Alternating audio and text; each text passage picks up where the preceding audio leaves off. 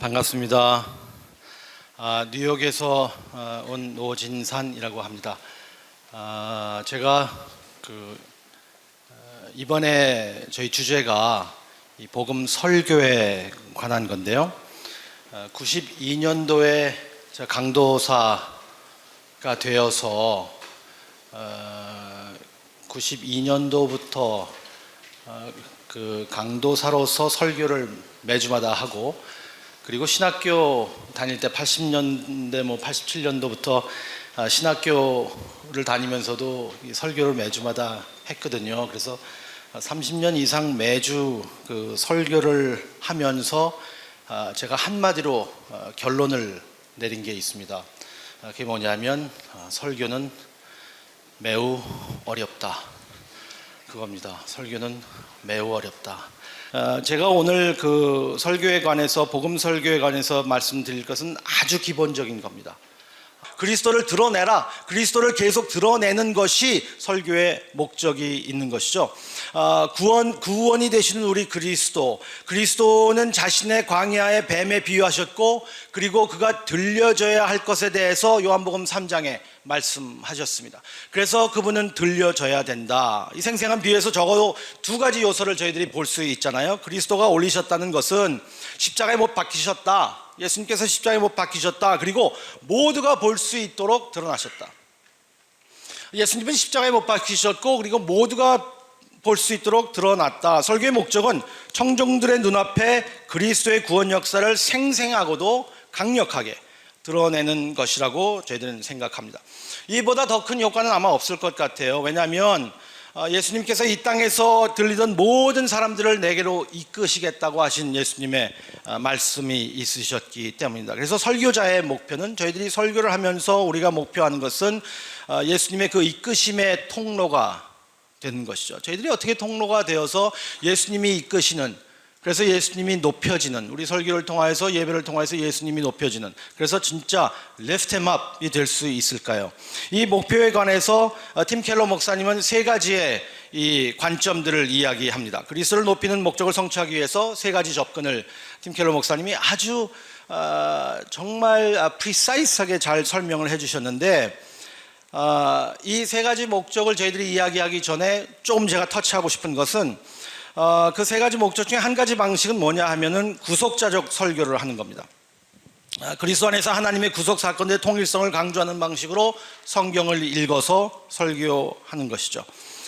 이러한 접근에는 이제 그리스도가 명시되어 있든지 안 되어 있든지 저희들은 그리스도와 그의 구원을 설교하는 것이, 저희들 계속 그리스도, 근데 이 방식만 사용한다면, 그리스도의 구원에 관한 그 방식만 계속 이쪽으로만 사용한다면, 저희들은 단순히 성경을 그냥 해설하고, 그리고 해석하고, 그리고 언제나 똑같은 말만 되풀이하는 그러한 설교가 될 가능성이 많다는 것이죠.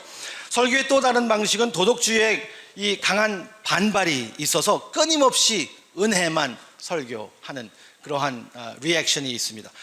제가 그런 그 케이스였는데, 저는 어릴 때부터 무척 스트릭트한 그런 교회에서 자랐습니다.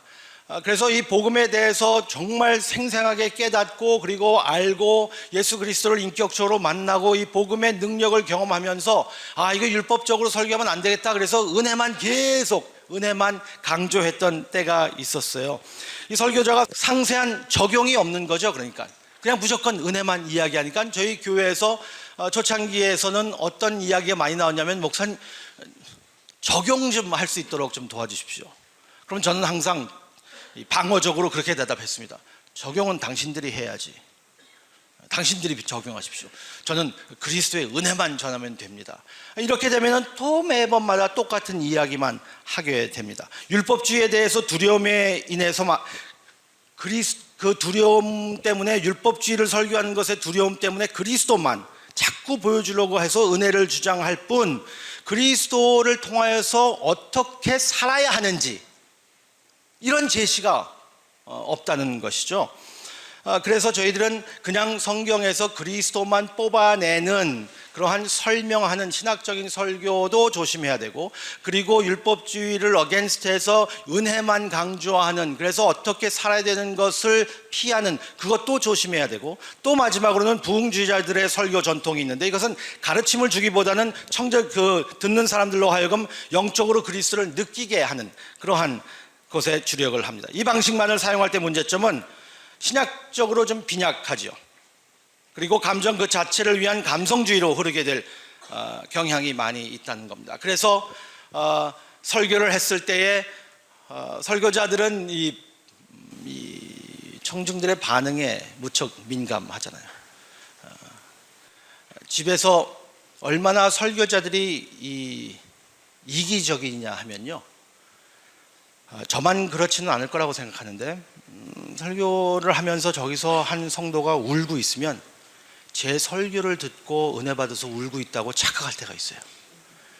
집에서 싸우고 와갖고 애가 문 부시고 나가서 그것 때문에 울고 있는 건데, 설교 때문에 울고 있다고 착각할 때가 있어서 계속 그러면 감성주의로 계속 저희들이 밀고 나갈 때가 있습니다. 기독교의 진리만은 이야기할 때, 그리고 은혜로만 갈 때, 아니면은 감정으로만 갈 때, 이런 것들을 저희들이 컴바인해서 저희들이 하는 것이 이제 사도 바울의 모델을 통해서 저희들이 볼 수 있습니다.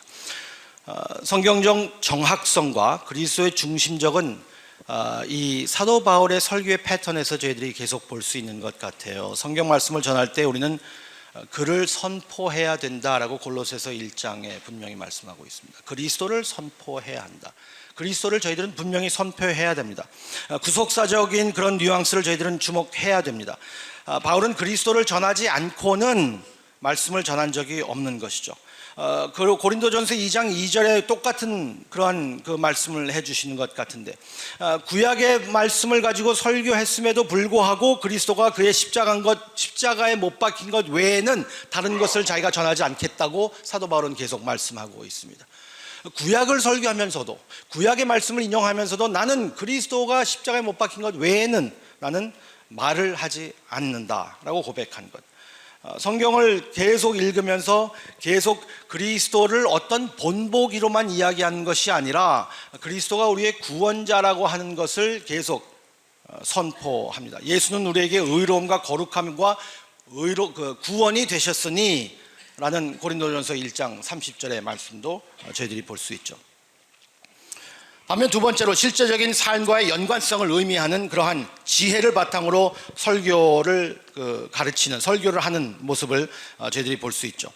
적용 없이 설교한 적은 별로 없는 것 같죠. 사도 바울은 적용이 없는 설교는 가능하지 않다라고 봤다는 것이죠.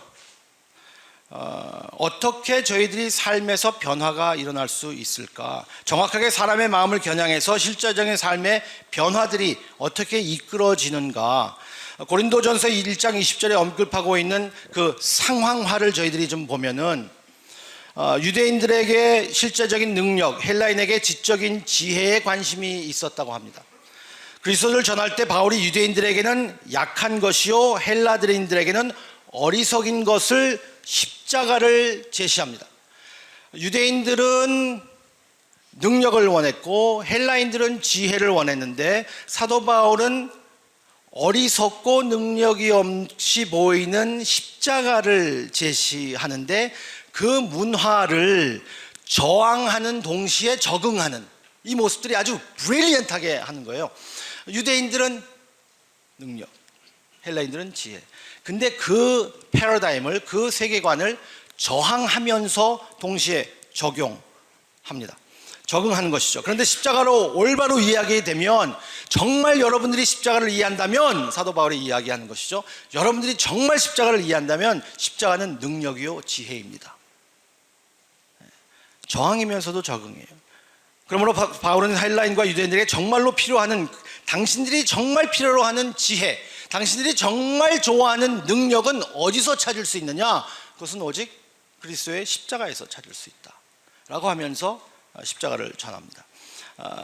셋째, 우리가 설교가 초연하고 냉정한 마음의 상태로 빠지지 말아야 되는데요. 내적으로 이제 갈망이 일어날 수 있도록 강력한 능력이 있는 것을 사도 바울은 계속 전합니다.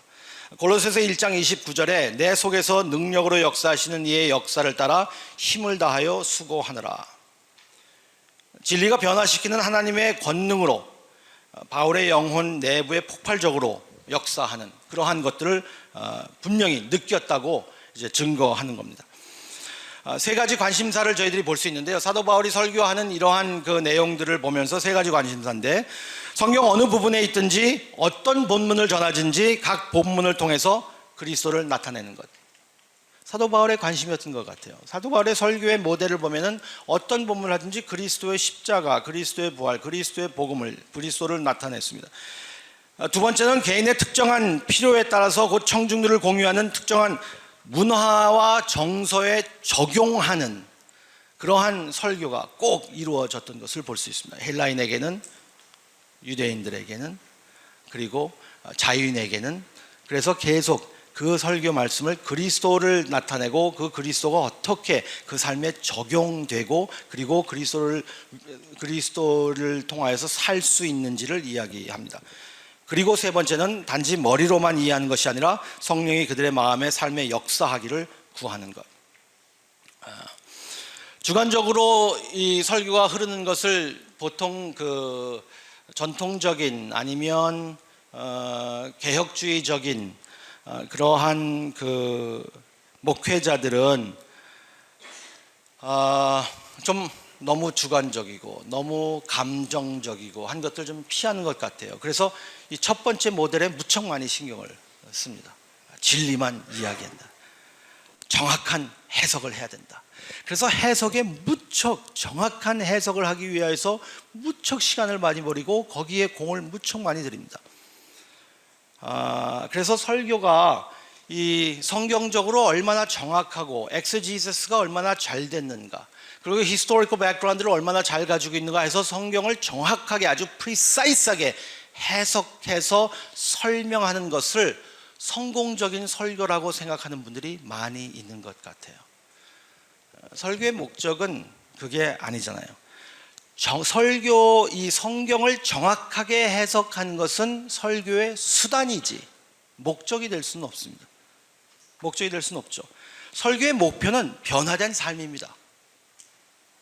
설교를 통해서 변해야 되잖아요. 어떤 사람들은 사람은 변하지 않는다, people don't change, 이렇게 이야기하는데, 복음을 통하여서 저희들이 설교를 통하여서 저희들이 할 수 있는 것, 변화된 삶, 그리스도 안에서 온전해지는 것. 골로새서 1장 28절에 사도 바울이 말씀하신 것처럼 그리스도 안에서 온전해지는 모습을 보여주는 것. 그래서 온전하게 살 수 있는 것, 온전하게 서 있을 수 있는 것, 그것이 설교를 통하여서 저희들이 이루어져야 되는 것이죠. 그렇기 때문에 저희들이 정확도만 너무 강조할 때가 많이 있었던 것 같아요. 옛날에 뉴욕에서 이 목회자들이 이렇게 모였는데, 팀 켈러 목사님과 이렇게 그 몇몇 목회자들이 이 설교에 대해서 대화를 하는데, 어떤 젊은 목사님이 이런 질문을 했어요. 목사님은 설교를 위해서 몇 시간이나 준비하십니까? 팀 켈러 목사님이 그렇게 대답하시더라고요. 당신은 설교 목사이기 때문에 설교에 대해서 준비할 시간이 무척 많이 있다.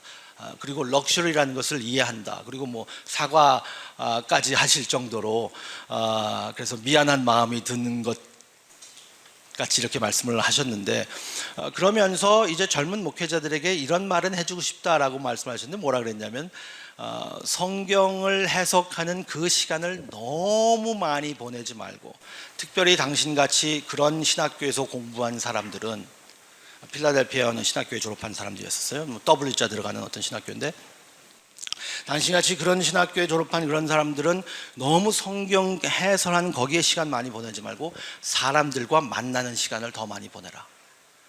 왜냐하면 진리를 전하는 것도 중요하지만 그것을 해야 되고, 그리고 그것으로 끝나는 것이 아니라 그것으로 인해서 그리스도가 어떻게 우리의 삶에 적용이 될 수 있을까, 그리고 우리의 마음이 어떻게 뜨거워질 수 있을까 해서는 이 세 가지의 요소가 같이 합성이 돼야지 되거든요. 이 인테그레이션이 돼야 돼요. 그래서 그리스도 중심적 세 가지의 측면을 저희들이 본다면, 팀 켈러 목사님은 그렇게 말씀하셨는데, 그리스도를 강해하십시오, 그리스도를 적용하십시오, 그리스도를 경배하십시오. 이 세 가지로 이제 요약을 했는데, 어떤 면에서 보면 그리스도를 아는 것, 그리스도를 보는 것, 그리고 그리스도를 사는 것으로 또 저희들이 볼 수 있고, 어떤 또 측면에서 본다면 진리를 깨닫는 것, 그리고 아름다움을 느끼고 보는 것, 그리고 초월된 그리스도 안에서 임하는 것, 경험하는 것, 이런 또 퍼스펙트에서 또 볼 수 있고, 미국에서는 이런 단어를 요새 많이 사용하더라고요. 크리스토틸릭 설먼이라고 이야기했는데, 크리스토틸릭 설먼이라고, 그리스도가 결과가 된 설교. 이제 제가 나중에 좀 이따 설교를 할 텐데요. 그리스도를 향한 설교, 그리고 그리스도를 통한 설교, 그리고 그리스도를 경배하는 설교. 여러 가지 측면으로 저희들이 단어를 바꿔가면서도 다 이해할 수 있어요. 그리스도를 향한 설교를 하십시오. 그리스도를 통하는 설교를 하십시오. 그리고 그리스도께 무릎 꿇는 그러한 경배하는 설교를 하는 것이죠. 성경에서 성경적 원리만 강해하지 말고 그리스도를 강해해야 되는 것이죠. 모든 본문을 통해서 그리스도를 설교하라는 말씀인데, 설교자가 각각의 본문을 성경 전체의 맥락 속에 놓고 바라보아야 된다는 말씀입니다. 따라서 성경을 볼 때에 모든 성경이 그리스도에 관한 것이고, 그리고 그리스도 중심적으로 그리스도를 향한 설교를 해야 된다는 것은 많은 사람들이 이제 대부분 우리 서클 안에서는 공감되는 것 같아요. 아직까지도 많은 사람들과 이야기할 때 사실 그런 건 있습니다. 왜 매번마다 그리스도를 설교해야 되느냐, 그리스도가 없는 설교에서도 무슨 그리스도를 꼭 설교해야 되느냐라고 하는데, 저희들이 그리스도를 설교하지 않으면 저희는 기독교에서 복음 안에서 설교할 거가 없죠.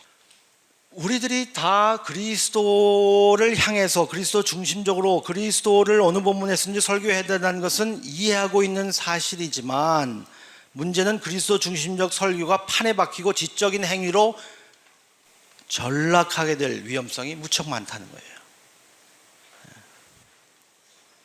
매주 했던 소리 또 하는 것처럼 들릴 수 있고, 청중의 마음에 와 닿지 않게 적용이 빠질 수 있다는 것이 제가 말씀드린 거죠. 처럼요, 설교자의 목표는 지적이거나 추상적인 것은 아니잖아요. 설교는 복음으로서 마음을 변화시키는 것이 목적이어야 되고, 삶이 변화돼야 되잖아요. 그렇다면 그리스도에 대한 진리를 분명하게 전달해야 되는데, 다시 말해서 그리스도를 이해하도록 하기 위해 본문을 설명하고 가르쳐야 되는데, 그리고 나머지 이제 두 가지 남은 그 컴포넌트 들어가야 되는데, 여기서는 저희들이 그리스도를 정말 잘 강의하고 저희들이 설명해야 되거든요. 그래서 설교의 첫 번째 목적은 성경의 모든 본문을 통해서 그리스도를 전하는 겁니다. 그저 사소한 성경의 원리들이 아니라 그리스도를 설교하는 것, 성경 전체 핵심으로서 그리스도를 선포하는 겁니다. 이것을 바로 prophetic, 선지자적 혹은 규례적, normative 한 측면이라고 많이들 이야기합니다. 본문의 특정한 메시지에다가 하나님의 계시의 절정인 예수 그리스도를 통합하지 않는다면 저희들은 본문을 제대로 이해할 수 없는 거잖아요. 저희들이 본문을 준비하면서, 설교를 준비하면서 저희들이 이 질문을 던져야 될 것 같아요. 이 본문은 예수님에 대해서 무엇을 말해주고 있는가? 저희가 이 부교육절과 썰문 투납할 때 제가 질문들 만들어 놓은 것들 중에 질문 하나가 그겁니다. 이 본문에서 예수 그리스도를 뭐 어떻게 말해주고 있는가? 찾아내는 게 저희들의 숙제죠. 그리스도에 대해서 말하고 있거든요. 그래서 성경적으로 우리 저자가 그 시대에 청중들에게 말해주고 하는 것은 무엇인가? author의 original intention을 저희들이 꼭 봐야 되잖아요. 저자가 본래 의도한 의미는 가능한 한 많이 발견해서 공부하는 것이 저희들이 해야 될 일입니다. 설교자가 좋아하는 주제만 뽑아낼 때가 많이 있어요. 우리가 지지하는 관심사만 뽑아내서 설명할 때가 많이 있는데, 그걸로 곧바로 넘어가면 안 됩니다. 구속사적인 그러한 맥락으로 비춰보려 하지 않고 너무 성급하게 저희들이 적용하려고 할 때가 많이 있죠. 주된 메시지를 본문으로 하여금 결정하게끔 놔두는 것이죠. Let the text speak for itself. 그 메시지가 성경이 그 본문이 이야기하도록 저희들이 계속 그 본문을 바라보고 그 본문이 저희들에게 말해줄 수 있도록 계속 보는 거죠. 그래서 어떤 분들은 그걸 위해서 계속 성경을 100번이라도 읽어봐야 되고, 그리고 다른 주예를 해야 되고, 한 여러 가지 방법들은 있지만 그 방법들은 여러분들이 저보다 더 많이 더 아실 수도 있을 것 같아요. 그래서 성경적으로 저희들은 해야 됩니다. 그리고 명쾌함이 꼭 있어야 됩니다. 그 사람들에게 전해주고 싶은 내용이 무엇인가 저희들이 선택을 해야 되잖아요. 본문 안에서는 우리가 설교할 수 있는 내용보다 훨씬 더 많은 것들이 담겨 있는데, 한 본문을 설교하더라도 저희들이 똑같은 본문으로 5번, 6번, 7번, 8번을 설교할 수 있어야 되잖아요. 3년 전에 본문 설교한 거 그대로 뽑아내갖고 3년 후에 그대로 설교한다면 여러분들은 복음적으로 제가 나가야 되니까 수치심을 들이면 안 되니까 좀 조심하기는 하지만 창피한 일이죠. 하나도 새롭게 발견된 게 없다면 훨씬 더 그 본문에는 저희들이 보지 못하는 것들이 훨씬 더 많은 것들이 담겨져 있습니다. 무엇을 드러낼 것인지 신중히 저희들이 그 안에서 선택을 해야 됩니다. 핵심 내용들이 반드시 서로 일관되고 논리적으로 어떻게 연결이 되어 있는가 하는 것들을 저희들이 공부하는 것이죠. 그리고 어떤 포인트로 나갈 것인지 사람들에게 그 포인트를 설명해 주는 것이 참 좋을 것 같아요. 그래서 논리적으로 이게 이렇게 흐르고 있습니다. 저는 신학교 다닐 때에 제 설교학 교수님은 팀 켈러 교수님뿐만 아니라 하비 칸이라는 그 간하베 선교사님이 제 신학교에 있을 때 설교학을 가르치셨습니다. 제가 간하베 선교사님을 너무나 존경해 갖고요, 그분만 따라다닐 때가 있었어요. 한 2년 정도는 그분만 따라다녀서, 그분이 한국말을 하실 수 있는 분이셨어요. 1960년도부터 1972년도에 한국에 선교사로 오셔서 총신에서도 가르치시고 그리고 선교사역을 하시고 그리고 한국말로 책도 쓰신 분이었었어요. 그래서 그 80년대에는 웨스트민스터에 한국 학생들이 꽤 많이 있었습니다. 지금도 많이 있지만 그때는 한국말 하는 분들이 많아서 간하베 선교사님이 한국말 설교학을 가르치셨어요. 그러니까 이제 한국 학생들은 영어로 설교하기가 힘드시잖아요. 그리고 뭐 우리의 대상들이, 그분들의 대상들이 이 영어권이 아니라 한국어권이니까. 그래서 그분들을 위해서 한국말 설교를 간하베 선교사님이 그 설교학을 가르치셨어요. 저는 영어로 설교하는 그 대상에 항상 설교를 했었고 지금도 영어로 설교를 하지만 간하베 선생님이 너무 좋아서 그분만 따라다니라고 그분 설교학 클래스를 들어갔어요. 그분 설교학 클래스를 들어가서 그 간하베 목사님에게 처음 배운 아웃라인을 짜는 법을 배웠는데, 그분이 이런 말씀을 하셨어요. One theme, multiple points. 설교에서 한 주제만 설교해라. 그리고 그 주제가 어떻게 그 주제를 말할 건지 한 두세 가지로는 또 설명할 수 있다. 그러니까 theme이 3가지가 있으면 안 돼요. One theme. 그렇지만 이 예수님은 우리의 친구이십니다. 그렇다면 예수님이 우리의 친구인다는 것만 이야기하기 위해서 예수님이 어떻게 우리의 친구인가, 예수님이 우리의 친구가 돼서 어떤 삶을 살 수 있는가, 예수님의 친구였기 때문에 우리는 어떻게 다른 사람의 친구가 될 수 있는가, 이거면 3포인트가 나오는 거잖아요. 그러니까 이 3포인트는 또 다른 설교가 아니라 원 theme을 서포트하는 거기 때문에, 그래서 제가 그걸 딱 배우고 나서 여태까지 계속 원 theme, multiple 포인트로 얘기했는데, 그래서 오늘 설교는 첫 번째 이 말씀을 드리고 두 번째 이 말씀 드리고 세 번째 이 말씀을 드리려고 합니다. 라고 해서 그 플로우를 논리적으로 움직이는 것들을 말씀드리는 것들이 그 사람들이 알 수 있게끔 하는 게 참 좋을 것 같다는 생각이 들고, 그리고 그 학교에서도 그렇게 배웠고 팀 켈러 목사님도 그렇게 이야기하는 것을 제가 읽었습니다. 그리고 그리스도를 정점으로 제시하는 겁니다. 하나님이 본문을 여기에 두신 이유가 무엇일까? 이것이 예수님의 인격, 사역, 가르침에 대해서 무엇을 말해주고 있는가? 성경의 총체적인 맥락 속에서 본문을 어떻게 설명할 수 있을까 하는 것이죠. 구속사적으로 성경 말씀을 볼 수 있는 것, 성경의 전체 스토리라인 안에서 어떤 식으로 이것이 스토리라인이 전개되고 있는가 하는 그러한 성경신학적으로 저희들이 말씀을 볼 수 있고 그 말씀을 전할 수 있어야 되는 겁니다.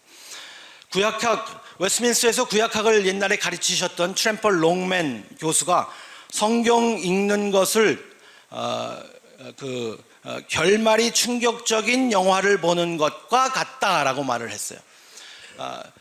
이 영화를 볼 때 결말이 충격적인 것이 있는 것처럼 성경을 그렇게 읽어야 된다, 그 그 말은 무슨 말이냐면요, 그 결말이 너무 충격적이라서, 마지막에 결말이 와 이렇게 끝나는구나 라고 충격적이기 때문에 영화를 보는 사람은 이미 봤던 것을 되돌아가는 거죠. 그래서 그 결말을 생각하면서 그래서 이 결말 때문에 이게 일로 들어왔구나, 이 결말 때문에 이게 일로 들어왔구나, 이 결말 때문에 이게 일로 들어왔구나, 그래서 이게 이렇게 플랫 라인이 이렇게 움직이는구나 라고 하는 것처럼 성경을 봐야 된다. 구약학 교수인 트램플 롱맨이 그런 이야기를 했는데 그게 참 맞는 것 같아요. 내용을 재해석할 수밖에 없어요. 결말을 안다면. 너무나 충격적인 결말이 있기 때문에요. 기생충이라는 영화를 봤을 때도 그랬어요. 결말이 너무 충격적인 거예요. 어디서 또 누가 나오는 거예요. 그렇다면 왜 거기서 그 사람이 또 나올 것을 어떻게 준비했고 있었는가 하는 것들을 볼 때 바로 트램플 롱맨 교수님이 이 말씀을 하신 것이구나. 성경을 볼 때는 이 결말이 예수 그리스도가 죽고 십자가에 달리시고 그리고 부활하고, 그리고 예수 그리스도가 다시 우리를 위해서 오실 하나님의 나라를 이 땅에 완전히 이루시는 그 결말들로 인하여서 볼 때 이게 크리스토틸릭, 그리스도 결말론적인 성경을 볼 수 있는 것이죠. 결말을 알고 있잖아요, 여러분들은요. 항상 신학자들이 그런 얘기하죠. The answer is always in the back. 문제집 풀으실 때 항상 답이 뒤에 있잖아요. 그거 다 보면은 다 나올 수 있는 것처럼 성경을 보면은 답이 항상 뒤에 있습니다. 성경 신약을 통하여서 구약에 있었던 모든 문제들이 신약을 통하여서 해석이 되고 재해석이 되고 그래서 거기서 풀어집니다. 그렇기 때문에 the answer is always in the back. 그 결말을 아는 이상 여기서 어떻게 이 일이 일어나는가, 영화의 처음을 보아도 중간을 보아도 결말이 계속해서 떠오르는 겁니다. 크리스토틸릭 설먼, 그리스도 결말론적인 설교. 그 결말이, 그 결론이 성경을 보는데 해석을 할 수 있도록 실마리가 되어주는 겁니다. 이와 유사하게 모든 이야기들의 즐거움과 성경 전체를 아우르는 주제들의 결정이 그리스도로 연결된다는 사실을 인식하게 되면 성경 모두가 그리스도에 관한 것이라는 걸 깨닫지 않을 도리가 없는 거예요. 그렇기 때문에 저희들이 그리스도를 설교할 수밖에 없는 거예요. 결말이 나와 있기 때문에요. 네. 성경은 예수님이 주인공이잖아요. 너무나 뻔한 얘기죠. 설교를 통해서 인물들을 닮도록 그 사람들에 대해서 설명해 준 것으로 끝나는 것 아니잖아요. 아브라함처럼 되라, 다윗처럼 되라, 아니잖아요. 근데 우리 설교 그리스도 중심적으로 설교를 아브라함 그리스도에 관한 겁니다 라고 하고 설교자가 기도할 때요, 이렇게 기도해요. 우리 젊은이들이 아브라함처럼 되게 하여 주시옵시고 이 시대에 다니엘로 세워 주시옵시고. 저희들이 이게 정말 설교가 우리의 마음속에 있어서 그리스도 중심적으로 크리스토틸릭, 그리스도 결말론적으로 저희들이 성경을 보고 있는 것인가? 성경은 우리에 관한 이야기가 아니라 예수 그리스도에 관한 이야기. 예를 들면, 너무 많은 예를 들지만 제가 몇 가지만 말씀드릴게요. 예수님은 동산에서 시험에 통과하신 후 의미에서 진정한 아담이시고 그분의 순종이 우리에게 전가되는 것을 고린도전서 11장을 통해서 저희들은 볼 수 있죠. 예수님은 더 나은 의미에서 진정한 아벨이 되신 거잖아요. 죄 없이 죽임당하셨지만 그 흘리신 피를 통해서 우리의 정죄가 아닌 우리의 사함을 위해 호소하시는 예수 그리스도, 더 나은 아벨이 되시는 분. 예수님은 새로운 하나님의 백성을 창조하기 위해서 안락하고 익숙한 것들을 떠나 갈 바를 알지 못하는 광야를 향해 나아가라는 하나님의 명령에 순종하신 더 나은, 더 완벽한 아브라함이 되신다. 아브라함은 아브라함의 이야기가 아니라 완전히 안락한 것을 떠나신 예수 그리스도, 그 말씀을 순종하신, 그 광야에 오실 수밖에 없었던 예수 그리스도의 모습이라는 것을 저희들이 알 수 있잖아요. 예수님은 산 위에서 아버지에 의해 희생제물로 바쳐질 뿐 아니라 우리 모두를 위해 참된 희생제물이 되신 어떤 의미에서 더 나은 이삭이 되시는 거예요. 네가 네 사랑하는 아들을 준 것을 내가 아노라라고 하신 하나님 아버지께서 내가 내 독자까지 내게 줄 것이다 라고 하는 이삭의 스토리에서는 예수 그리스도를 저희들이 찾아낼 수 있잖아요. 하나님과 씨름하심으로써 예수님이 우리가 받아 마땅한 정의의 일격을 당하신 훨씬 더 나은 진정한 야곱이 되시는 분, 더 나은 요셉, better Joseph, 왕의 우편에 서신 자신을 배반하고 팔아넘긴 자들을 용서하고 새로이 얻은 권세를 갖고 그를 용서하시고 새롭게 나라를 세우시는 더 나은 요셉이 되시는 거잖아요. 하나님의 공의의 지팡이로 내려침을 당해서 사막에서 우리에게 물을 내시는 더 나은 의미에서 진정한 모세가 되시는 분이다. 뭐 리스트는 너무 많죠. 더 나은 욥, 죄 없이 순환당하셨지만 자신의 어리석은 친구를 위해 간구하시는, 구원하시는 분, 자신의 죽음을 통하여서 사람들을 살리고 선을 이루시는 더 나은 better Samson, 더 나은 삼손이시다. 뭐 여러 가지 저희들 에스더를 볼 때도 그렇고 다윗을 볼 때도 그렇고, 결국 성경을 읽는 것은 두 가지 방법밖에 없는 것 같아요. 나에 관한 이야기인가 아니면 예수님에 관한 이야기인가, 또는 청중에게 들려주는 충고 아니면 권면인가 아니면 주님으로부터 오는 소식인가.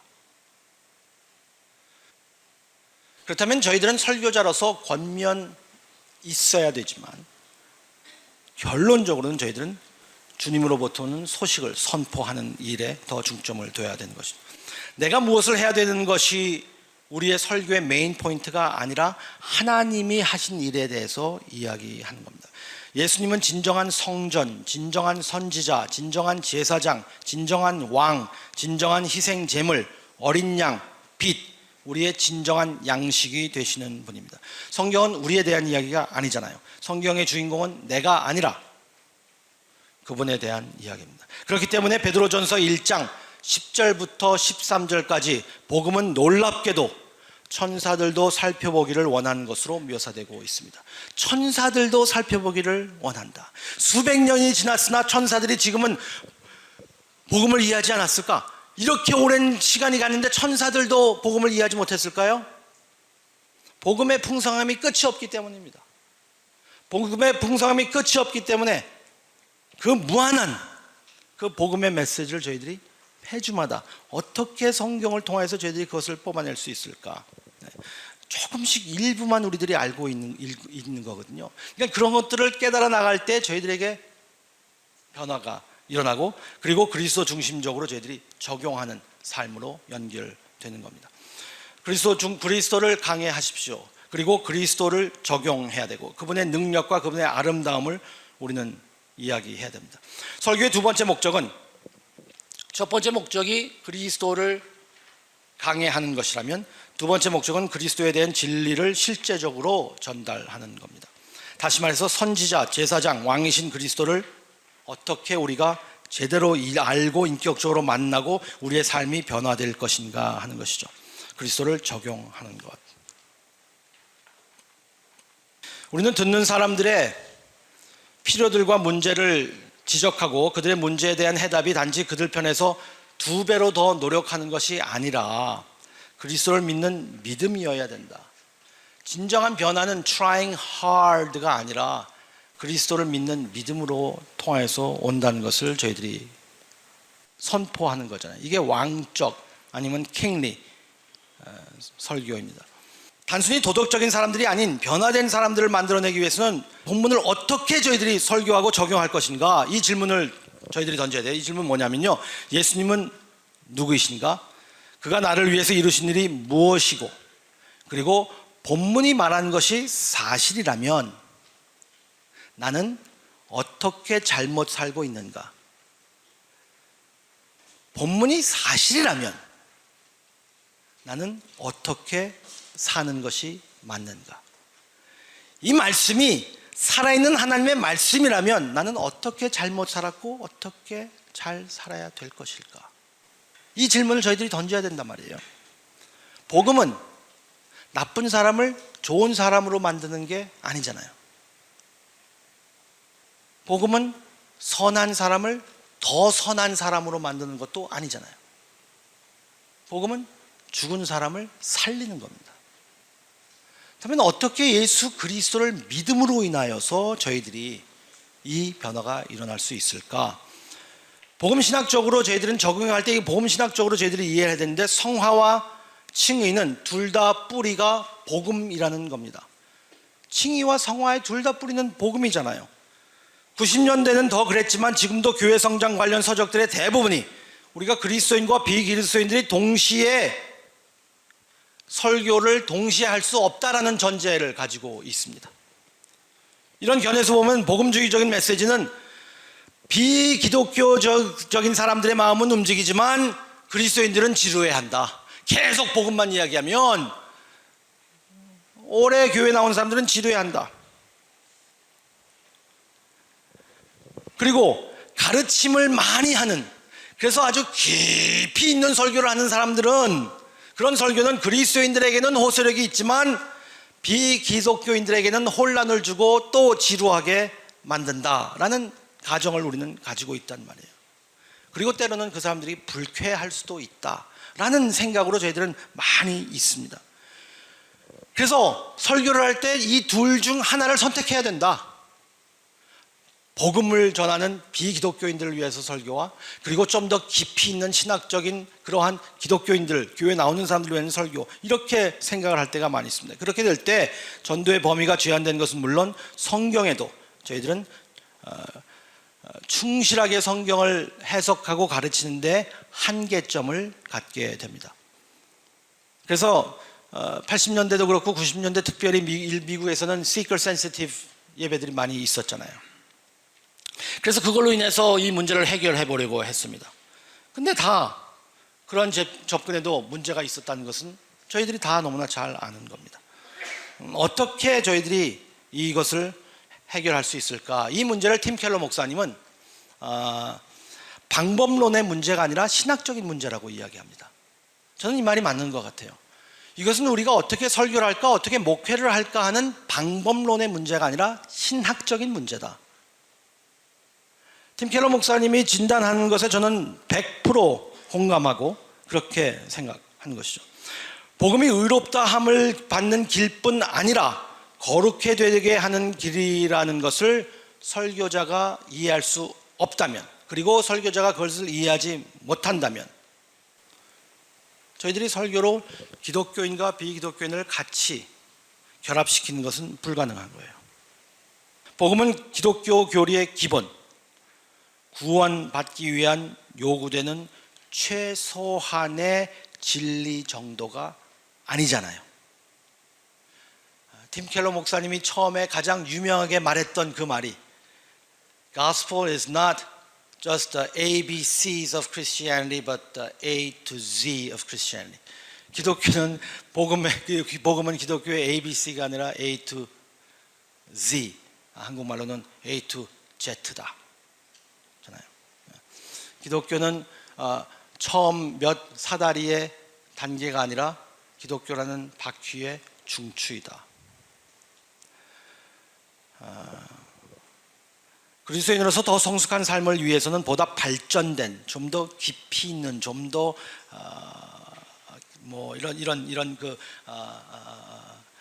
우리를 변화시키게 하는 그런 성경적 원리들이 있다고 생각하는 것은 오해입니다.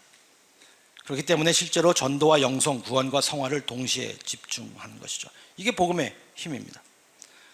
그래서 마르틴 루터는 복음이 우리를 구원을 얻는 길뿐 아니라 그리스도인으로서 매 단계 성장하게 하는 그러한 길이라고 설명을 했습니다. 그래서 마르틴 루터가 95조항을 이야기할 때 첫 번째 이야기가 회개의 삶에 대해서 이야기하는 것 아니에요. 신앙과 행동은 서로 떼려야 뗄 수가 없는 것입니다. 우리의 모든 행동은 신학적이고 그리고 신앙의 고백입니다.